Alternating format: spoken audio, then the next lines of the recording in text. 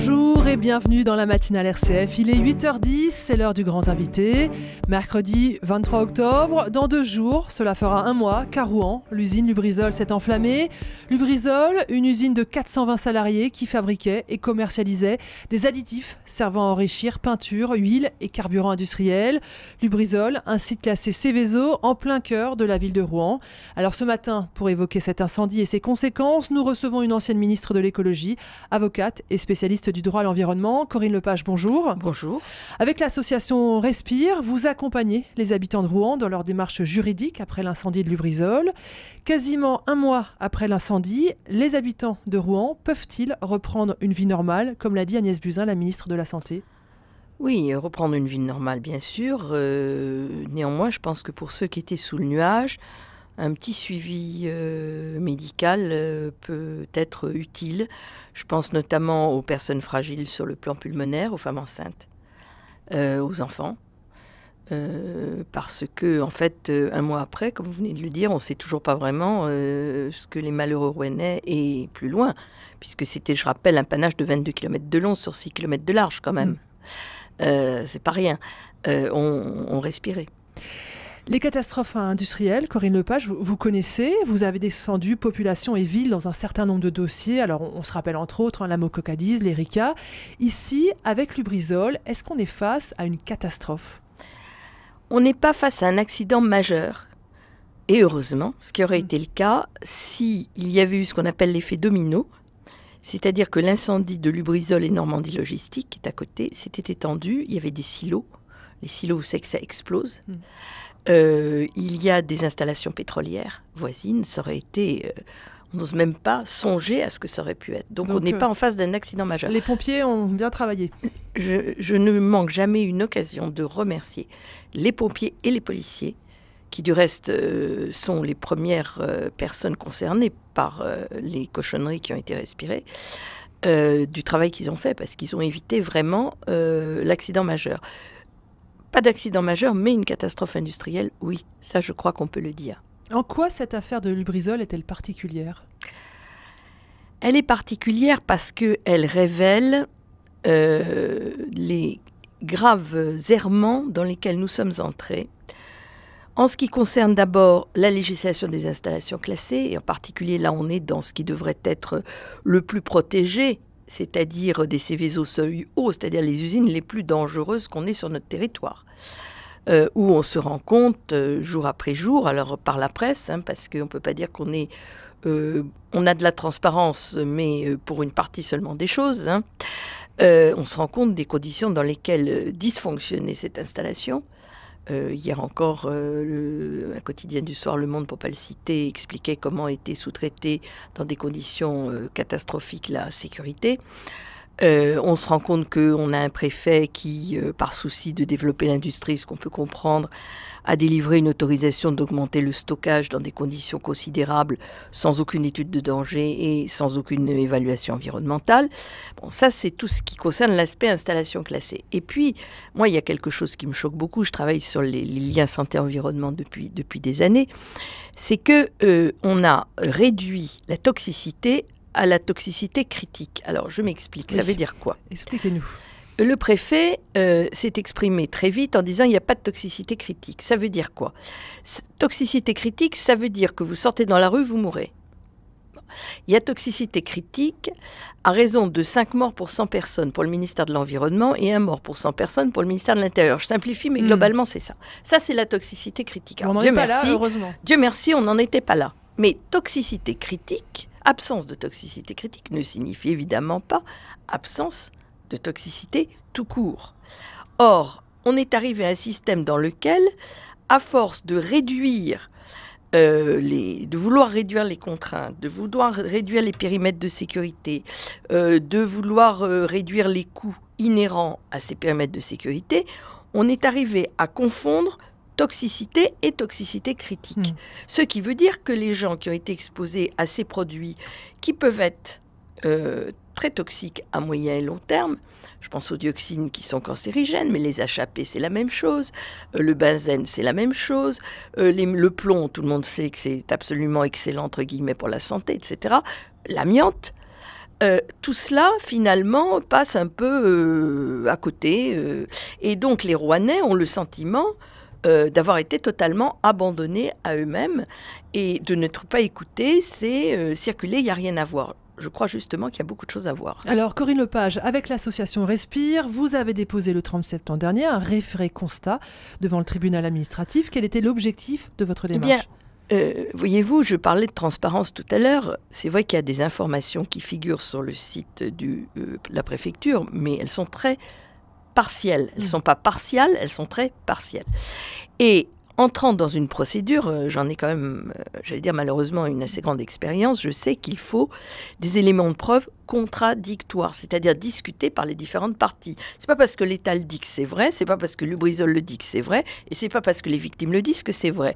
C'est le débat contradictoire qui permet de découvrir la vérité. Et par voie de conséquence, j'ai demandé au tribunal administratif, qui me l'a accordé, d'avoir un expert judiciaire, donc un homme indépendant par définition et qui obéit à des règles déontologiques très particulières, d'être nommé de manière à pouvoir faire le point. Il ne s'agit pas de chercher les causes pour le moment, il s'agit encore moins d'évaluer les dommages, simplement de faire le point. De quels éléments disposons-nous ? Quels étaient vraiment les produits, et chez Lubrizol et chez Normandie Logistique ? Qu'est-ce qui a brûlé ? Quels sont les produits qui ont été émis ? Quels sont les prélèvements qui ont été faits ? Où ont-ils été faits ? Où faut-il en faire d'autres ? Donc aujourd'hui, l'expert est nommé et il a commencé à travailler. Nous avons eu une première réunion d'expertise il y a presque 15 jours maintenant. Un certain nombre de pièces commencent à être données au compte-gouttes par l'État et je dirais qui intéressent la gestion de la crise, mais très peu ce qui s'est passé avant. L'État est extrêmement frileux. Et c'est quand même pas de très bon augure, soyons clairs, sur toutes les autorisations antérieures. Et les parties sont invitées à produire ces documents. Dans le même temps, je travaille à la préparation d'une plainte. Voilà, c'est pas encore une plainte devant la justice. C'est une plainte. Nous avons en France deux justices, une justice administrative, une justice judiciaire. La justice pénale n'est pas directement saisie puisqu'on est au stade de l'information préliminaire. Vous attendez d'en savoir plus. Voilà. Et je suis sérieuse, je ne voulais pas déposer une plainte si elle n'était pas étayée. Je vais pouvoir enfin l'étayer et la déposer. Vous avez une date ? Je pense la semaine prochaine. Aujourd'hui, est-ce qu'on sait comment l'incendie s'est déclaré ? Pas du tout. Et quand le PDG américain de Lubrizol, Eric Schneur, qui était hier à Paris, auditionné par les députés, quand il dit que ça vient de l'extérieur de l'usine, comment vous réagissez ? J'ai envie de le dire, prouve-le. On n'en sait rien du tout pour le moment. Vous savez que Normandie Logistique a brûlé à côté, que Normandie Logistique, de manière très curieuse, stockait les produits de Lubrizol. Donc on se pose quand même beaucoup de questions. Donc c'est pas parce que ce serait parti de Normandie Logistique que ça changerait la face du monde. Qu'il n'y aurait pas de responsabilité de Lubrizol, non, bien sûr que non. Et parce que de toute façon, toute installation, elle est responsable de l'incendie chez elle.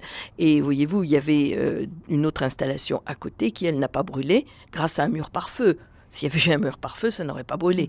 Voilà, donc c'est pas suffisant et de toute façon, c'est pas prouvé, c'est pas avéré. Au début, ils avaient dit qu'il y avait des gens qui étaient venus, etc. Bon, les vidéosurveillances, je crois, puisque moi, j'ai pas accès au dossier pour le moment, ont montré que c'est pas le cas. Et quand ce PDG dit qu'il n'y a pas de menace sur la santé à court et moyen terme... Qu'est-ce qu'il en sait ? Qu'est-ce qu'il en sait ? Il habite Rouen, lui ? Non, il habite je ne sais où, aux États-Unis. C'est absolument impossible de dire cela. C'est tout aussi grotesque que dans l'étude de danger de 2009, on ait osé écrire que le risque d'accident était une fois tous les 10 000 ans. Pour vous, quels sont les principaux risques sanitaires et environnementaux que vous redoutez ? Il y a certainement une pollution des eaux. Alors jusqu'où, je ne sais pas. On a évité la marée noire dans la Seine. Il y a eu beaucoup de poissons morts. Je ne veux pas dire un tonnage parce que je ne l'ai pas, mais énormément de dégâts sur la faune. Risque de pollution des nappes phréatiques et donc à terme problème potentiel sur l'eau potable. Et puis il y a évidemment des sols pollués. Vous n'êtes pas en train de nous faire peur là ? Mais non, je dis les choses comme elles sont. Il y a évidemment des sols pollués. Alors ensuite sur la santé, honnêtement je ne sais pas, ça dépend ce que les gens ont respiré, combien de temps ils l'ont respiré, est-ce que ça va être rémanent, est-ce que c'est dans le sol, les dioxines par exemple elles se collent dans les poussières sur les sols et sur les végétaux, Donc, et ensuite, elle reste pendant 7, 8, 9, 10 ans. Donc, qu'est-ce qui va se passer? Je n'en sais rien. D'où l'intérêt des analyses qui ont été faites. Et j'observe que l'ANSES est quand même, qui est notre agence de santé, comme vous le savez, très prudente dans les analyses qui ont été faites en disant qu'il faut attendre pour pouvoir avoir une vision au moins sur le moyen terme. Je ne parle même pas du long terme. Est-ce qu'on peut chiffrer les préjudices? Il y a des chiffres qui commencent à circuler ou c'est prématuré? C'est tout à fait prématuré parce que vous avez toutes sortes de préjudices. Vous avez potentiellement des préjudices de santé, préjudices d'anxiété. Ça me paraît une évidence pour ceux qui ont vécu ce drame. Préjudice économique, on a parlé des agriculteurs, mais il n'y a pas que. Parcs de loisirs qui ont fermé, commerçants qui n'ont pas travaillé, hôtels, tourisme, etc. On ne sait pas, on n'a pas encore du tout évalué ça. Et puis il y a aussi tout un questionnement autour de la valeur des propriétés, des maisons, des immeubles qui ont été impactés. Donc ils devront être nettoyés pour certains d'entre eux, ça c'est une chose. Et deuxièmement, leur valeur réelle à proximité d'usines de ce type dans l'avenir. Ça peut prendre combien de temps pour que les gens soient indemnisés?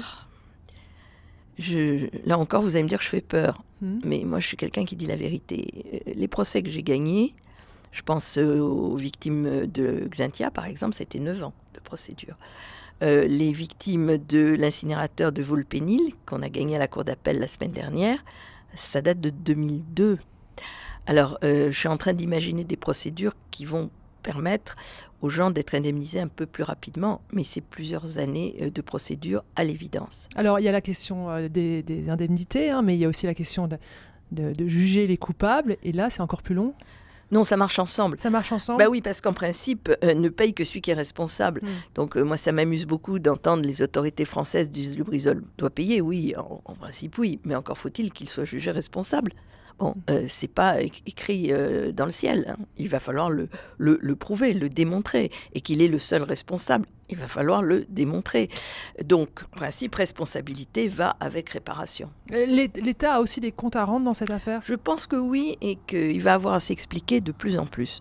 Parce que, très franchement, la manière dont a été géré cet établissement par le service des installations classées, qu'on appelle l'ADREAL, en ce qui me concerne, m'interpelle beaucoup. Il faut durcir la réglementation des sites Seveso? Non, ce serait déjà bien de l'appliquer. C'est ça le problème actuel, c'est que cette réglementation n'est pas appliquée. Pas réellement, pas sérieusement. Pas sérieusement. Comment est-ce qu'on peut autoriser un stockage massif, comme ça a été le cas, une augmentation massive de stockage, sans étude de danger? Alors, la législation l'a permis, c'est vrai qu'il y a des assouplissements. Et ce qui est vrai aussi, c'est que la France est entrée, alors je vais peut-être choquer vos auditeurs, mais je vais vous le dire quand même, dans une période que j'appellerais de régression du droit de l'environnement. Comment ça? Eh bien, toutes les règles qu'on a mises en place depuis 25-30 ans pour protéger les populations, pour protéger l'environnement, sont progressivement grignotées. Exemple. Au nom de quoi? Au nom de la simplification administrative. Il faut que ça aille plus vite. Il faut qu'on ne s'enquiquine pas avec les histoires de la nature. Là, ça casse les pieds de tout le monde, les espèces protégées, vous vous rendez compte, ça ralentit, etc. Bon, moyennant quoi, depuis que M. Philippe est au gouvernement, on n'arrête pas d'avoir des mesures qui simplifient. C'est la responsabilité de ce gouvernement ou ça vient de plus loin? Il y en a d'avant, mais il y a une nette accélération. Et avant Lubrizol, il y avait dans les tuyaux une série de mesures qui étaient là encore pour simplifier.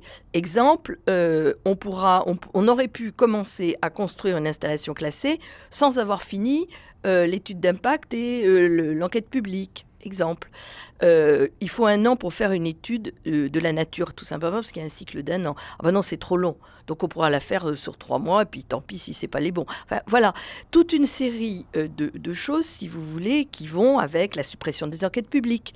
On les transforme en consultation Internet. On sait tous que le contact physique, de pouvoir poser des questions, d'avoir des réponses, physiquement avec un commissaire enquêteur, c'est pas du tout la même chose qu'aller taper quelque chose sur Internet.